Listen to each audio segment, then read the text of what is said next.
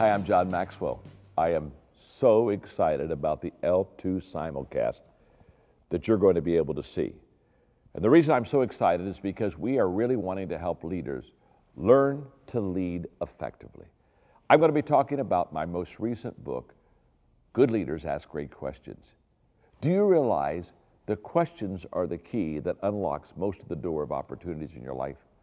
And many doors are never opened because you never use that key of a good question to unlock that door. And I'm going to share with you some questions that will help you open up doors of opportunity that have never been opened to you. I'm also going to have my two good friends, Tim Sanders, Linda Kaplan-Thaler. They're both going to be with me on this simulcast. Tim Sanders was with Yahoo.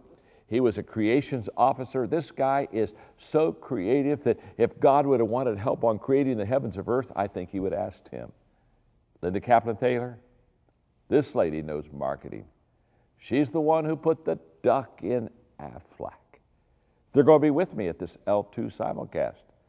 You got to come. You got to bring your friends. Bring your team. I promise you, this will be a day that you will become a better leader.